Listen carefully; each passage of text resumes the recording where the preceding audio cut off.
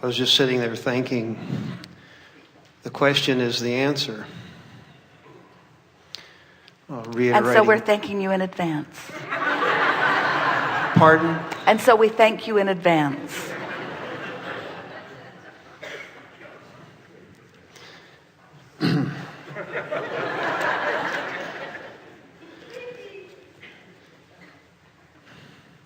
Why did you pick me? Because you light it up, which means the proximity between the question that is within you and your relationship to hearing the answer was such that we knew it would be a meaningful conversation. If someone can have a very powerful question, but if they're nowhere near it, it's hard on the audience.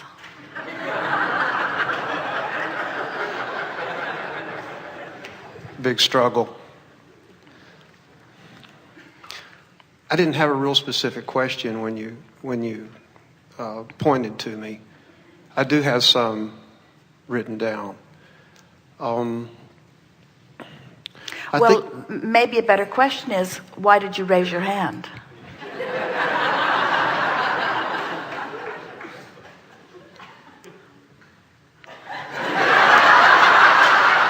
And the answer is, because I wanted to see if I could be picked.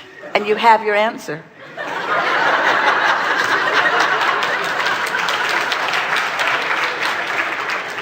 Now you're here, you might as well milk it a little.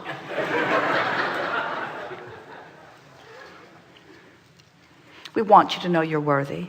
We want you to know you're on track. We want you to know you're getting this. We want you to know that you're understanding the laws of the universe. We want you to know that you're good at the way you focus your mind.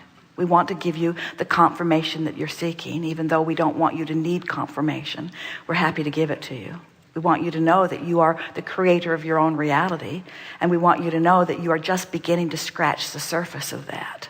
We want you to know that your vibrational reality holds so much more than you can even fathom, and that the key to all of it is this emotional place that we've been talking about.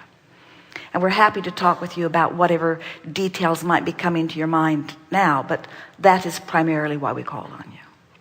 Well, thank you. A couple of things. Let's talk a bit about us being able to notice our emotions that go with our thoughts more quickly. And you said earlier that happens better as we play in the vortex or meditate maybe and get that instant. That's right, because the more you spend time in the vortex, the more you realize are able to recognize when you're not in there. But you've already brought us to something that is really good.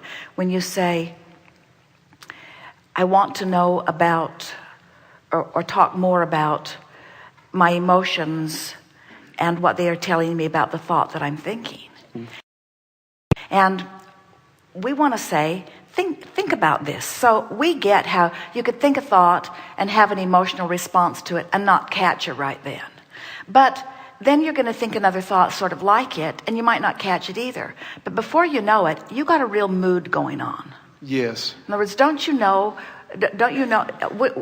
a mood from your description, from physical description, is sort of the overriding emotional ambiance of the emotions that I've been hanging around in. People will say, I'm in a bad mood, or I'm in a good mood, or I'm in an excited mood, or and so it's the mood that we're more wanting to call your attention to. Those moods which indicate chronic thought patterns, which equal chronic points of attraction. That's really what and of course it's the mood in relationship to the mood of who you really are.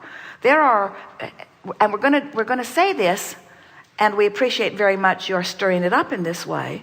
There are people who hang around in unworthy moods all of their life. An unworthy mood.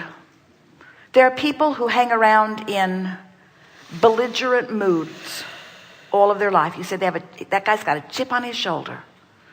There are people who hang around hopeful. In other words, you see them, Don't you think that's a good way of describing? The alternative. Describing the emotional. Of that. Say again? Of that moment. Yes. Well, rather than trying to monitor thought and identify the corresponding emotion with the thought, the emotion with the thought, the emotion with the thought, just start paying attention to your mood. Okay. Do I feel, is my mood uplifted? Is my mood happy? You describe others in those ways. Oh, that's a happy guy. Oh, that's a sullen guy. Mm-hmm. Oh, that's a sensitive guy. Oh, that. In other words, those mood labels are really telling about where people hang around chronically on the emotional scale. But what they're really pointing out is where people hang around chronically in relationship to the mood of your source. The mood of your source is elation and joy and clarity and well-being and love and satisfaction. In other words, it's those relative moods that make your moods stand out like sore thumbs. Or not.